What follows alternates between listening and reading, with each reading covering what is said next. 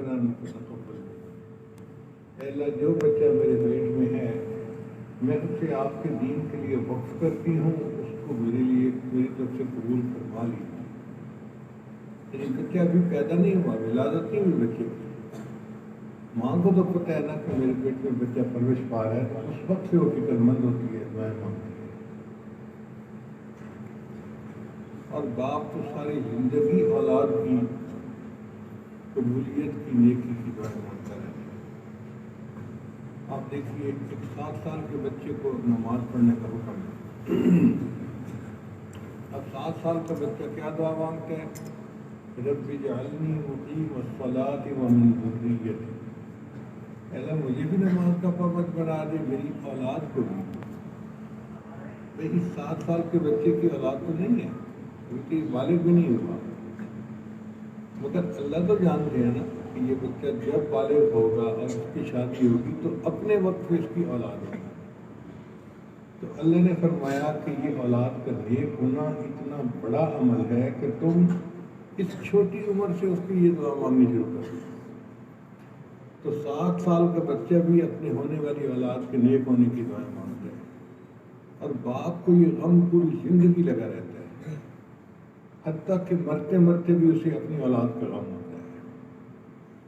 قرآن مجید سے ثابت ہے کہ حضرت یعقوب علیہ السلام کی جب وفات کا وقت قریب تھا تو انہوں نے سب بچوں کو اکٹھا کیا اور ان کو یہی پوچھا، ام کنتم شہداء اذ حضر یعقوب الموت اذ قال لبنیہ ما تعبدون من بعدی، اے میرے بیٹوں تم میرے بعد کس کی عبادت کرو گے؟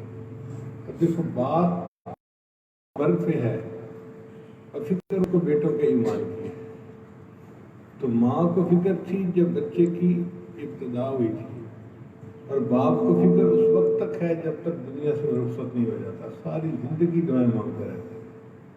اب یہاں سے اندازہ لگائیے کہ جس بچے نے 7 سال کی عمر سے اولاد کی نیکی کی دعا مانگی اور پھر بڑھاپے میں مرتے مرتے بھی اولاد کے لیے اس کو فکر ہے، اگر اس بوڑھے باپ کی اولاد بگڑ جائے تو اس کے دل پہ کتنا غم ہوتا ہے، کتنا اس کا دل اس بات۔ اس لیے ہر باپ چاہتا ہے، ہر ماں چاہتی ہے کہ میری اولاد نیک ہو، خود نہ بھی اتنے نیک ہوں، اولاد کے بارے میں بڑے مخلص ہوتے ہیں، چاہتے ہیں کہ ہماری اولاد نیک بن جائے۔ چنانچہ اس بارے میں چند باتیں ہیں جن کو پلے باندھنے کی ضرورت ہے۔ سب سے پہلی بات کہ children always copy their parents, بچے ہمیشہ ماں باپ کی نقالی کرتے ہیں، جو ماں باپ کو کرتا دیکھتے ہیں وہی بچے کرتے ہیں۔ اللہ نے انسان کی فطرت ہی ایسی بنائی ہے، جو ماں باپ کو کرتا دیکھیں گے وہی کام کریں گے۔ ہمارے ایک دوست تھے، وہ منگلا ڈیم کے چیف انجینئر تھے، تو ان کی عادت تھی کہ جب ان کو کوئی فون کرتا، اس زمانے میں یہ سیل فون نہیں ہوتے تھے، لینڈ لائن ہوتی تھی گھروں میں جو فون لگے ہوتے ہیں، تو وہ اٹھاتے ہی کہتے تھے hello chief engineer Mangla speaking. مقصد ان کا یہ ہوتا تھا کہ دوسرے کو پتہ چلے کہ بات کر کون رہا ہے، تو فون اٹھاتے ہی کہتے تھے السلام علیکم چیف انجینئر منگلا اسپیکنگ۔ وہ کہتے ہیں کہ ایک دن میں غسل کر کے باہر نکلا تو میں نے دیکھا کہ میرے گھر کا فون اس کی گھنٹی بج رہی ہے، اور میرا 3 سال کا چھوٹا سا بچہ وہ گھنٹی سن کے بھاگا، وہ اس کی طرف جا رہا ہے۔ کہتے میں نے اس بچے کو دیکھا، اس نے جا کے فون اٹھایا اور اپنے کان سے لگا کے وہ کہنے لگا hello chief engineer Mangla speaking. اور اس بچے کو نہیں پتا وہ کیا بول رہا ہے، لیکن اس نے اپنے باپ کو یہ الفاظ کہتے ہوئے سنا تھا، اس نے وہی الفاظ بولے۔ تو یہ اصول ہے کہ children always copy their parents, اپنے ماں باپ کی نقالی کرتے ہیں۔ اب جب اللہ نے انسان کی فطرت ہی ایسی بنائی ہے تو یہ کیسے ہو سکتا ہے کہ ماں باپ بے نمازی ہوں اور بچہ نمازی بن جائے؟ ماں باپ تو کبھی قرآن پاک نہ کھولیں اور بچہ قرآن کا پکا حافظ بن جائے۔ بھائی جو کام ماں باپ کریں گے وہی کام بچہ کرے گا۔ تو اولاد کی تربیت کا پہلا اصول یہ ہے کہ ماں باپ اپنے بچے کو ویسا بن کے دکھائیں جیسا وہ بچے کو دیکھ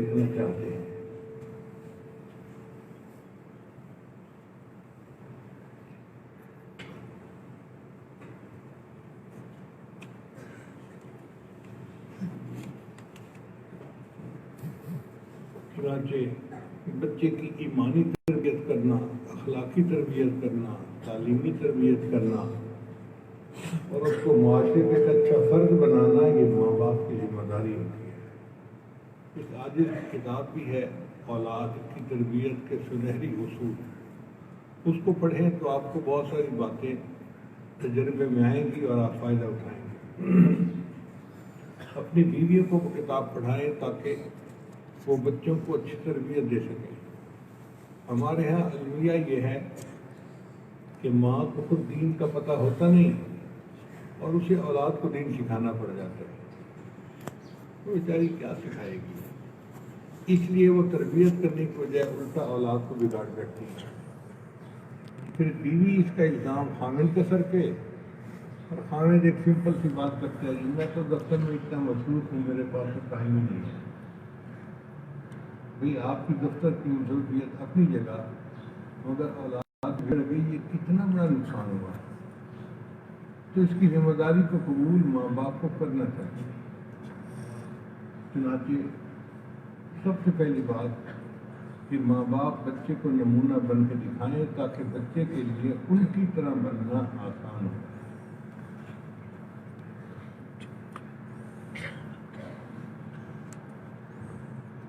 بزرگ نے خواجہ قطب الدین بختیار کاکی رحمۃ اللہ علیہ، کاکی ہندی زبان کا لفظ ہے، اس کا معنی ہے روٹی، تو ان کے نام کے ساتھ یہ لفظ مشہور ہو گیا، کتابوں میں اس کی تفصیل لکھی ہے کہ جب بچہ پیدا ہوا تو ماں باپ نے آپس میں مشورہ کیا کہ ہم اپنے بچے کی اچھی تربیت کریں گے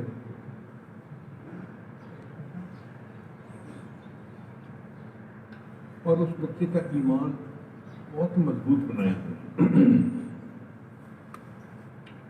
چنانچہ بچہ مدرسے جانے کے قابل ہوا تو بیوی نے اپنے خامد کو بتایا کہ میں نے ایک تجویز سوچ لی ہے، میں اپنے بچے کا اللہ پر بہت ایمان مضبوط بناؤں۔ اس نے کہا کیا کرو گی؟ کہنے لگی دیکھنا میں چند دنوں میں آپ کو دکھاؤں گی۔ چنانچہ بچہ ایک دن اسکول سے واپس آیا، اس نے کہا امی مجھے بھوک لگی ہے۔ ماں نے کہا بیٹا رازق تو اللہ ہے، ہمیں بھی کھانا وہی دیتا ہے اور تمہیں بھی کھانا وہی دے گا، ہم بھی اللہ سے مانگتے ہیں، آپ بھی اللہ سے مانگو۔ تو بچے نے کہا اماں اللہ سے کیسے مانگتے ہیں؟ بیٹا وضو کر کے آؤ، مصلی پہ بیٹھ کے دعا مانگو۔ چنانچہ بچہ گیا، ہاتھ میں دھو کے آ گیا، مصلی پہ بیٹھ گیا، امی کیا مانگو؟ بیٹا دعا مانگو، اللہ آپ رازق ہیں اور رزق پہنچانا آپ نے اپنے ذمہ لیا ہوا ہے، میرے امی ابو کو بھی آپ رزق پہنچاتے ہیں، مجھے بھی آپ نے رزق پہنچانا ہے، میں بھوک لگی ہوئی ہے، اس وقت بھوکا ہوں، مجھے رزق پہنچا دیں۔ اب دعا مانگ کے بچے نے پوچھا امی اب کیا کروں؟ ماں نے کہا بیٹا کمرے میں جا کے دیکھو، اللہ نے تمہارا رزق بھیج دیا ہوگا۔ اب ماں نے روٹی بنا کے کمرے میں پہلے سے رکھ دی ہوئی تھی، بچہ کمرے میں گیا، اس نے دو چیزیں ادھر ادھر کی تو اس کو روٹی نظر آ گئی، وہ بڑا خوش ہو گیا، امی مجھے رزق مل گیا۔ ماں نے کہا بیٹا کھاؤ۔ امی یہ کس نے بھیجا ہے؟ بیٹا اللہ نے بھیجا ہے۔ اب بچہ روٹی بھی کھا رہا تھا اور اس کے ذہن میں سوالات بھی ابھر رہے تھے، امی ہر کسی کو رزق اللہ دیتا ہے؟ ہاں بیٹا ہر کسی کو رزق اللہ دیتا ہے، ساری دنیا کے انسانوں کو، مردوں کو، عورتوں کو، جانوروں کو، پرندوں کو، ہاں بیٹا سب کو رزق اللہ دیتا ہے۔ امی اللہ اتنے بڑے ہیں؟ جی بیٹا اللہ بہت بڑے ہیں اور ان کے خزانے بہت وسیع ہیں۔ تو بچہ حیران ہوتا، اب روز کا معمول بن گیا، بچہ دعا مانگتا، روٹی مل جاتی، بچہ کھانا کھاتا، مگر ساتھ ہی ساتھ اللہ کے بارے میں وہ سوچتا رہتا کہ اللہ کتنے محبت کرنے والے ہیں، کتنے مہربان ہیں، کسی کو بھولتے نہیں، کسی کے رزق میں ناغہ نہیں ہوتا، ہر کسی کو دیتے ہیں اور روزانہ دیتے ہیں۔ اب بچے کے اندر جب اللہ کے بارے میں یہ باتیں پیدا ہوئیں تو ماں اس کو سمجھاتی، تو بچہ پھر خود خوش ہو کے کہتا امی اللہ بڑے سویٹ ہیں، بڑے پیارے ہیں، بڑے اچھے ہیں، اماں میرا دل چاہتا ہے میں اللہ کو ملوں، میں اللہ سے پیار کروں، تو ماں بڑی خوش ہوتی کہ میرے بیٹے کے دل میں اللہ تعالیٰ سے محبت بڑھ رہی ہے اور اس کا ایمان مضبوط ہوتا ہے۔ اللہ کی شان دیکھیں کہ رشتہ داروں میں کوئی نکاح کی تقریب تھی اور ماں کو وہاں جانا پڑ گیا۔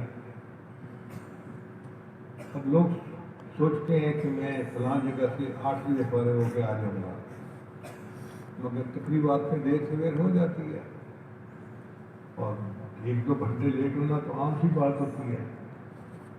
اس دن تقریب میں دیر ہو گئی اور جب ماں نے وقت کا خیال کیا تو وہ تو بچے کے مدرسے واپس آنے کا وقت ہو چکا تھا۔ وہ بڑی گھبرائی کہ میرا بیٹا اب واپس آ گیا ہوگا اور اگر آج اس کو روٹی نہ ملی تو ایسا نہ ہو کہ میرے بچے کا سارا جو ایمان بنا ہوا ہے نا وہی شیک ہو جائے۔ تو اس سے برقع کیا اور بھاگی گھر کی طرف کہ میں جلدی پہنچوں گا۔ راستے میں رو بھی رہی ہے، دعائیں بھی مانگ رہی ہے، اے اللہ میں نے جو محنت کی تھی بچے کا یقین بنانے کے لیے کی تھی، میری محنت کو ضائع نہ ہونے دینا، مہربانی فرما دینا۔ گھر پہنچی تو دیکھا کہ بچہ میٹھی نیند سویا ہوا۔ ماں نے پہلے روٹی بنائی، کمرے میں رکھ لی، پھر آ کے بچے کو جگایا، میرے پیارے بیٹے آپ اسکول سے آ گئے اور آ کے سو گئے، آج تو آپ نے کھانا بھی نہیں کھایا۔ نہیں امی میں نے کھانا کھا لیا۔ بیٹے وہ کیسے ہے؟ امی آپ تو نہیں، تو میں نے وضو کیا، مصلی پہ آ کے بیٹھا، تو میں نے اللہ سے یہ دعا مانگی کہ یا اللہ آج تو امی بھی گھر پہ نہیں ہے اور مجھے بھوک بھی بہت لگی ہے، اللہ مجھے کھانا دے دے۔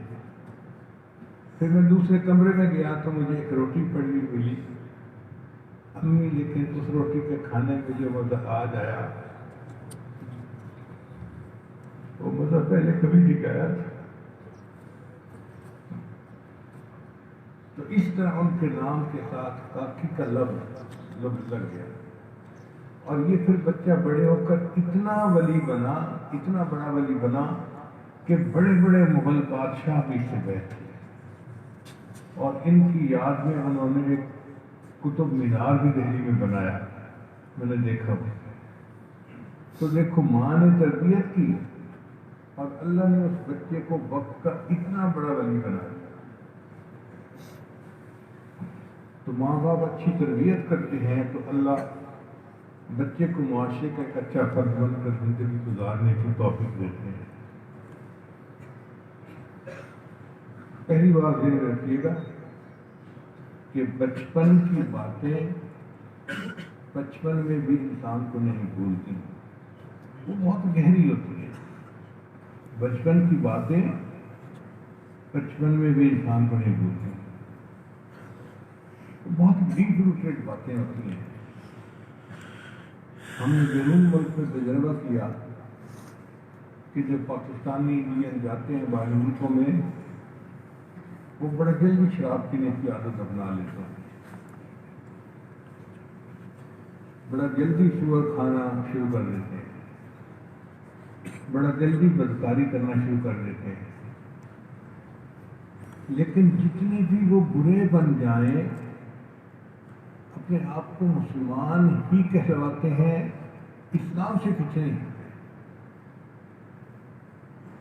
نیو یارک میں ایک بندہ مجھے ملا، میں نے اس سے پوچھا کہ آپ کا نام کیا ہے؟ کہنے لگا جی میرا نام مو۔ میں بڑا حیران ہوا کہ مو کا کیا مطلب؟ تو میں نے اس کے دوست سے پوچھا بھائی مو کا نام کس زبان کا لفظ ہے، کیا مطلب ہے؟ اس نے کہا جی یہ بہت بگڑا ہوا نوجوان ہے، جب یہاں آیا تو انگریزوں کی نوجوانوں کی کمپنی میں پڑ گیا، پینا پلانا الٹے کام کرنا اس کی عادت بن گئی، ہر وقت ہی شراب خانے میں پڑا رہتا تھا، ہر وقت ہی وہاں کی عورتوں کے ساتھ اپنا مکالمہ کرتا رہتا تھا۔ اب اس سے وہ انگریز نام پوچھتے تو اصل میں اس کا نام ہے محمد۔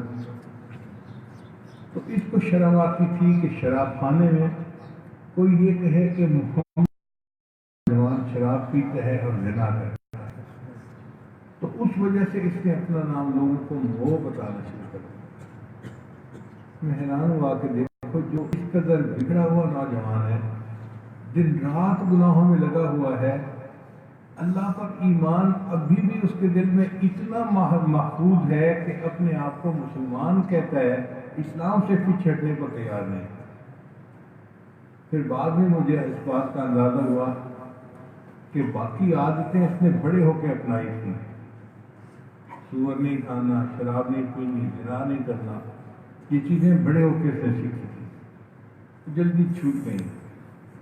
اور جو اللہ کا ایمان ہے وہ اس نے ماں کی گود میں سیکھا تھا، وہ اتنا گہرا تھا کہ سب کچھ بگاڑ کے باوجود اس کا ایمان دل میں محفوظ رہا۔ اس لیے بچپن کی باتیں بچپن میں بھی نہیں جایا کرتی۔ ایک امریکن مسلمان نوجوان کا واقعہ ہے، پاکستانی تھا لیکن امریکہ میں رہتا تھا، عجیب سا واقعہ ہے۔ انجینئر تھا اور امریکہ میں جس کمپنی میں کام کرتا تھا تو وہاں دفتر میں بہت سارے نوجوان لڑکے لڑکیاں کام کرتے تھے۔ ایک امریکن لڑکی ایسی تھی کہ جو بہت دیکھنے میں خوبصورت تھی، اور یہ لڑکا اس کے اوپر فریفتہ ہو گیا، ایسا پاگل ہوا کہ یہ کہتا تھا کہ بس جو مرضی ہو میں نے اس لڑکی سے شادی کرنی ہے، مگر لڑکی کے والدین عیسائی تھے تو لڑکی اس کو ہاں نہیں کرتی تھی۔ یہ جب اسے کہتا میں نے شادی تم سے کرنی ہے، وہ کہتی کہ نہیں میرے والدین عیسائی ہیں، وہ مجھے اجازت نہیں دیں گے۔ یہ منت سماجت کرتا، بہت اس نے کوشش کی، لڑکی نہیں مانی، اور یہ اس کی محبت میں اتنا پاگل، اتنا مجبور تھا کہ ایک دن اس نے کہہ دیا کہ جو شخص نے آپ کا والد مجھ سے منوانا چاہتا ہے وہ منوا لے، شادی میں نے تم سے کرنی۔ لڑکی نے اپنے باپ کو جا کے بتایا، اس نے کہا ٹھیک ہے اگر میری شرطیں مان لیتا ہے تو کوئی بات نہیں، ہم سوچتے ہیں اس بارے میں۔ چنانچہ لڑکی کے باپ نے شرطیں رکھی۔ پہلی شرط کہ شادی ہونے کے بعد لڑکا اپنے ماں باپ سے ہمیشہ کے لیے تعلق توڑ لے گا۔ لڑکے نے اس بات کو مان لیا۔ شادی کے بعد لڑکا پوری زندگی کبھی پاکستان واپس نہیں جائے گا، اس نے اس کو بھی مان لیا۔ شادی کے بعد لڑکا جہاں رہتا ہے مسلمان لوگوں میں، اس ایریے کو ہی چھوڑ دے گا ہمیشہ کے لیے، اور جو ہمارا عیسائیوں کا ایریا ہے یہاں آ کے گھر لے گا ہمارے پڑوس میں اور یہاں رہے گا۔ لڑکے نے یہ بات مان لی۔ پھر انہوں نے کہا کہ شادی کے بعد جب یہ ہمارے پڑوس میں رہے گا تو جو کچھ ہم کھائیں گے وہی کچھ یہ بھی کھائے گا، یہ نہیں کہہ سکتا جی کہ یہ جائز نہیں، یہ جائز نہیں، فلاں نہیں۔ ہم سور کا گوشت کھائیں گے تو یہ بھی کھائے گا، ہم شراب پئیں گے تو یہ بھی پیے گا، کھانے پینے میں یہ انکار نہیں کر سکتا۔ اس نے کہا جی میں یہ بھی مانتا ہوں۔ اچھا آخری شرط یہ ہے کہ ہم ہفتے میں ایک دن چرچ جاتے ہیں، اتوار کے دن، تو جس دن ہم چرچ جائیں گے یہ لڑکا ہمارے ساتھ بھی پابندی کے ساتھ چرچ میں جائے گا۔ ان کا مطلب یہ تھا کہ جائے گا تو یہ آہستہ آہستہ مسلمان کی جگہ عیسائی ہو جائے گا۔ اس نے کہا مجھے یہ بھی قبول ہے، ساری شرطیں مان لی، اور ان سب شرطوں کو ماننے پر اس کی شادی اس لڑکی کے ساتھ ہو گئی۔ اب شادی کے دوسرے تیسرے دن لڑکے نے اچانک اپنا گھر چھوڑ دیا اور غائب ہو گیا۔ لوگوں کو سمجھ نہیں آتی تھی کہ آسمان سے چلا گیا یا زمین نے نگل لیا، کیا ہوا اس کو۔ ان کا اتنا بڑا ملک ہے کہ اگر ایک اسٹیٹ سے دوسری اسٹیٹ کوئی موو کر جائے تو پتہ بھی نہیں چلتا بندے کا۔ لوگ بڑے حیران، نہ ماں باپ کو پتہ کہاں گیا، نہ دوستوں کو پتہ کہاں گیا، اور جاب بھی اس نے وہاں سے چھوڑ دی، کسی دوسری کمپنی میں جاب کر لی۔ خیر 4-6 مہینے لوگ اس کا تذکرہ کرتے رہے، پھر یاد سے ہی ختم ہو گیا۔ اب یہ لڑکا اپنی بیوی کے ساتھ اس عیسائیوں کی بستی میں 2 سال رہا. بس یہ اپنی زندگی کو اس لڑکی کے ساتھ گزار رہا تھا. شراب پینا، عورت کے ساتھ ٹائم گزارنا، سارا دن اسی میں لگے رہنا، یہی اس کی زندگی کا مقصد بن گیا. 2 سال کے بعد ایک دن فجر کی نماز کے لیے امام صاحب نے مسجد کا دروازہ کھولا تو انہوں نے دیکھا کہ یہ نوجوان بھی مسجد میں آیا نماز پڑھنے کے لیے. وہ بڑے حیران ہوئے کہ بھئی یہ کہاں پہاڑوں سے نکل آیا ہے اور اچانک برآمد ہو گیا. تو نماز کے بعد انہوں نے سلام کیا اور پوچھا نوجوان سے کہ بھئی آپ 2 سال کہاں غائب رہے؟ بڑی مدت کے بعد ملاقات ہوئی. کہنے لگا جی کہ آپ اپنے دفتر میں بیٹھے، میں آپ کو پوری اسٹوری سناتا ہوں. پھر اس لڑکی نے اسٹوری سنائی. کہنے لگا کہ میں اس لڑکی کے عشق میں ایسا گرفتار تھا کہ میں نے سب کچھ گاؤں پہ لگا دیا.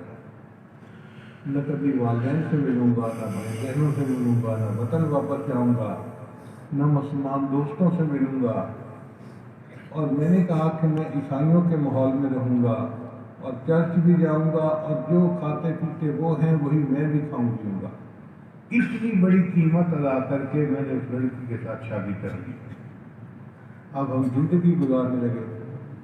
کہنے لگے نہ میں نماز پڑھتا تھا نہ کچھ اور کرتا تھا، لیکن میرے گھر میں دیوار کے اوپر ایک ریک بنا ہوا تھا کتابوں کا، اور ان میں ایک سبز رنگ کی کتاب تھی، سب جلد والی، جو کہ قرآن مجید تھی. میں گھر میں آتے جاتے اس پر نظر ڈالتا اور اپنے دل میں کہتا کہ میں نفس کا غلام ہوں، میں نفس کا پجاری ہوں، میں برا انسان ہوں. میں نے اس لڑکی کی خاطر سب کچھ ضائع کر دیا ہے، مگر اے اللہ پروردگار تو تجھے میں مانتا ہوں اور یہ تیری کتاب ہے اور میں اس قرآن کو محبت کی نظر سے دیکھتا. میری زندگی میں اور کوئی عمل ایسا نہیں تھا، بس آتے جاتے قرآن کو محبت کی نظر سے دیکھتا اور اپنے آپ کو ملامت کرتا تھا. 2 سال کے بعد ایک دن میں پھر داخل ہوا تو میں نے دیکھا کہ وہ قرآن پاک میں نہیں پڑھا ہوا تھا. تو میں نے بیوی سے پوچھا کہ ایک سبز رنگ کی کتاب جو پڑھی ہوتی تھی وہ کہاں گئی؟ اس نے کہا میں نے گھر کی صفائی کی اور جس کتاب کو نہ آپ پڑھتے ہیں نہ میں پڑھتی ہوں، میں نے آج ان سب کتابوں کو اٹھا کے گندگی کے ڈھیر میں ڈال دیا، ٹریش کین کے اندر پھینک دیا. کہتے کہ جب میں نے یہ سنا تو میرے دل میں کرنٹ سا دوڑا اور میں بھاگ کے گیا اور میں ٹریش کین سے وہ کتاب اٹھا کے لایا. اب میں اسے چوم بھی رہا ہوں، سینے سے بھی لگا رہا ہوں کہ یا اللہ یہ تیرا قرآن ہے اور میری بیوی کافرہ ہے اور اس کو نہیں پتہ اس کی عظمت کتنی ہے. جب میں نے قرآن پاک کے ساتھ محبت کا اظہار کیا تو بڑی حیران ہوئی. مجھے کہنے لگی کہ پاگلوں والی حرکتیں کر رہا ہے. تو میں نے اس کو بتا دیا کہ ہاں یہ اللہ کا کلام ہے اور میں نہیں برداشت کر سکتا کہ اسے ٹریش کین کے اندر ڈالا جائے، میں اسے اٹھا کے لایا ہوں. کہتے وہ اکڑ گئی. کہنے لگے اچھا یا اس گھر میں رہوں گی یا اس گھر میں یہ کتاب رہے گی. میں نے کہا بھائی جو مرضی ہو تم فیصلہ کرنے کر لو، میں اب اس کتاب کو اپنے گھر سے نہیں نکال سکتا، یہ میرے اللہ کا کلام ہے. کہتے اس نے اپنا بریف کیس بنایا اور وہ اپنے ماں باپ کو بتانے چلی گئی کہ اس کے اندر ابھی بھی اسلام کی جراثیم باقی ہیں. وہ بچی اپنے ماں باپ کو بتانے چلی گئی اور میں مسجد میں آ کے اپنے اللہ کو منانے لیا. اللہ نے اس قرآن مجید کی محبت کی وجہ سے اس کے ایمان کی حفاظت فرما لی. پھر باقی زندگی اس نے بڑے اچھا مومن بن کے زندگی گزاری. تو دیکھیے بچپن میں اس نے اللہ کی محبت سیکھی تھی، قرآن کی محبت سیکھی تھی، اس کی وجہ سے اللہ نے اس کے ایمان کی حفاظت فرمائی. اس لیے بچپن کی باتیں بچپن میں بھی انسان کو نہیں بھولتے.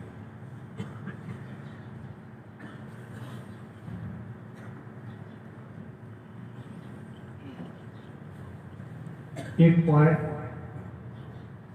کہ ماں باپ کو چاہیے کہ اپنی اولاد کے لیے دعائیں ضرور کرتے رہیں.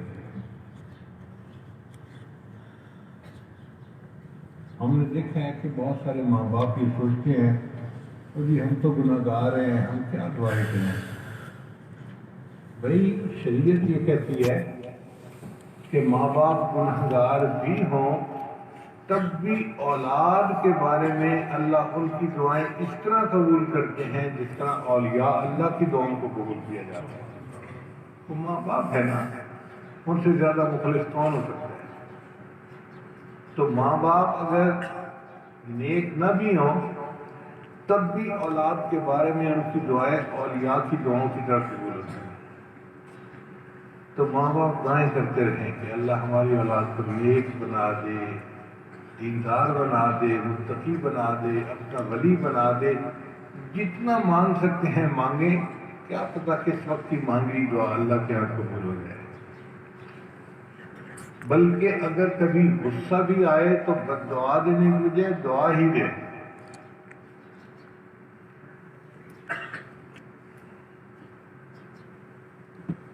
حرم کے امام ہیں حضرت قاری سدیس،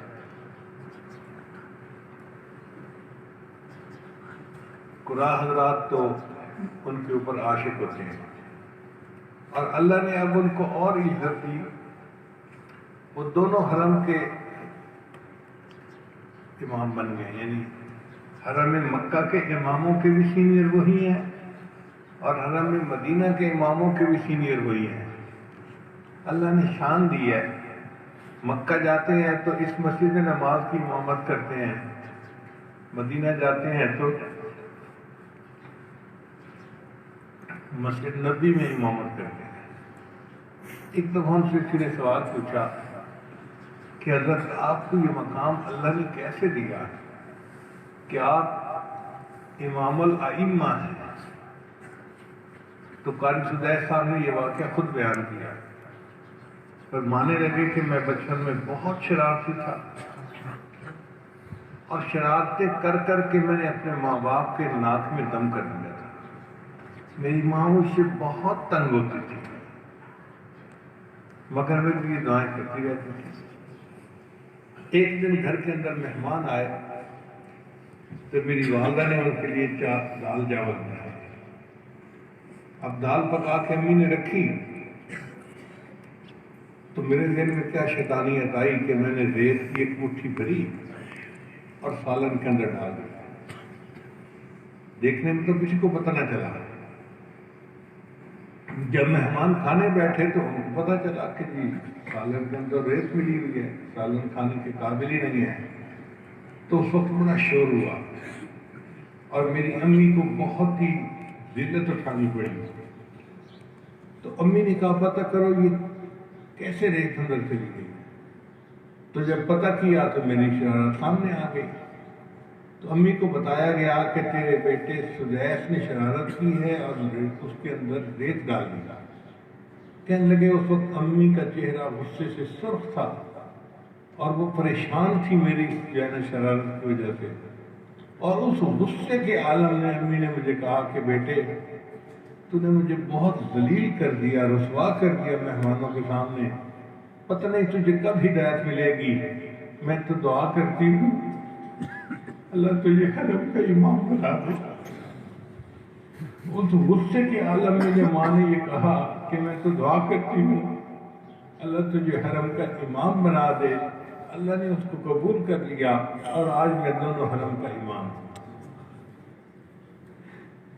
تو اولاد کی تربیت کے بارے میں یہ بہت اہم بات ہے کہ ماں باپ جیسے بھی ہیں، کلمہ گو تو ہے نا، وہ دعائیں کریں، اللہ تعالیٰ ماں باپ کی دعائیں اولاد کے حق میں قبول فرماتے ہیں۔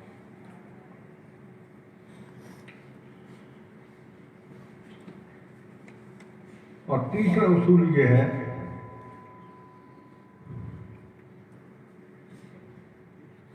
اولاد کے بارے میں 16 باتیں ہیں جو میں آج آپ کی خدمت میں پیش کروں گا، تو آپ ان کو ذہن نشین کرتے جائیے۔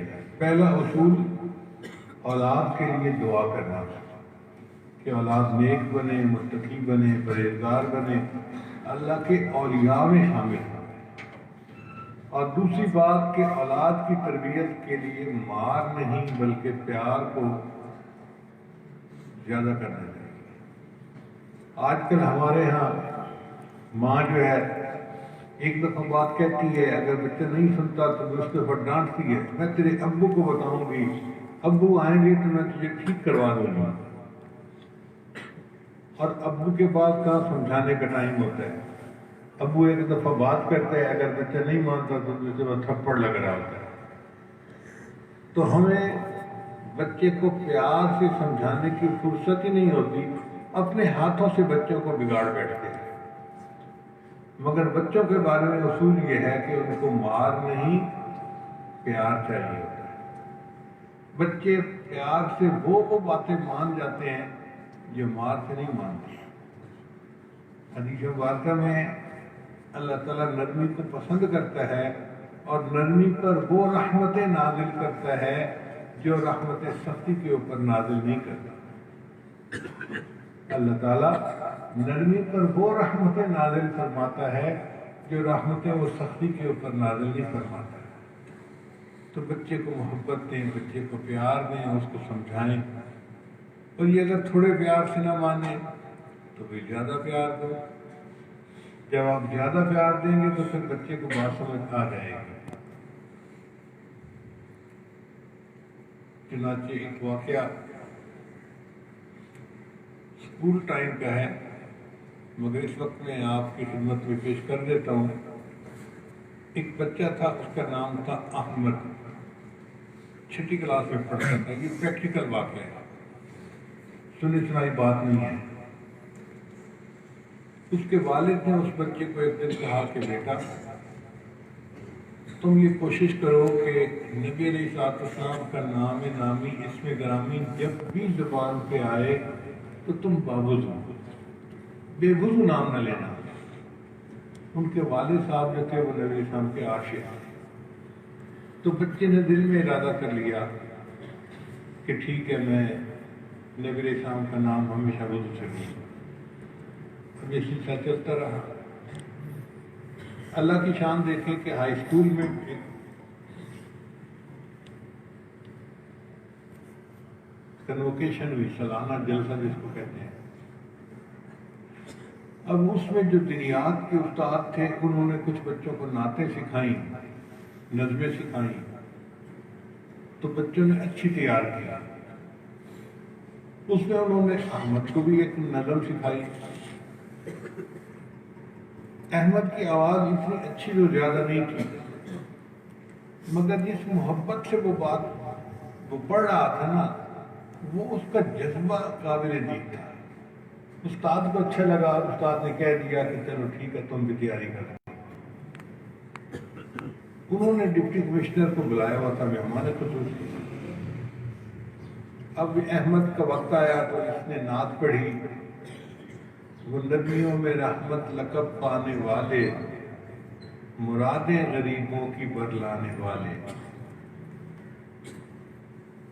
پھر جب ڈپٹی کمشنر نے آخری تقریر کرنی تھی، صدارتی تقریر جس کو کہتے ہیں، تو اس نے کہا کہ ہمارے معاشرے کی خرابی کی بنیادی وجہ یہ ہے کہ استاد غافل ہیں، وہ بچوں پہ توجہ نہیں دیتے۔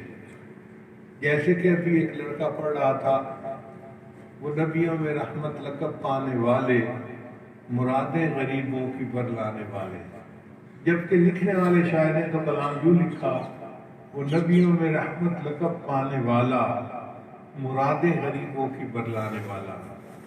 تو مجھے لگتا ہے کہ جس استاد نے یہ نظم تیار کروائی، یا تو وہ کانوں سے بہرا تھا، یا وہ پرلے درجے کا غافل استاد ہے کہ جس کو سمجھ ہی نہیں کہ استاد لڑکا پڑھ کیا رہا ہے۔ اب پورے اسکول کے استادوں کے سامنے وہ جو دینیات کے ٹیچر تھے ان کی بے عزتی ہوئی، تو ان کو دل میں بڑا غصہ آیا کہ میں نے اس بچے کو کہا تو تھا کہ بھائی یہ لفظ نہیں، یہ لفظ ہے، مگر بچے نے اپنی بات ہی کی اور والے کی جگہ والد بھی پڑھا۔ خیر بات آئی گئی ہو گئی۔ اب اگلا سال شروع ہو گیا، نیا سال جیسے تعلیم میں شروع ہوتا ہے نا، تو سال کے ابتدائی دنوں میں ایڈجسٹمنٹس ہوتی ہیں کہ کس ٹیچر نے کس مضمون کو پڑھانا ہے۔ ایک ٹیچر آئے نہیں تھے، تو اب یہ جو کلاس کے بچے تھے نا، یہ بیٹھے اونچے اونچے باتیں کر رہے تھے، بول رہے تھے، شرارتیں کر رہے تھے۔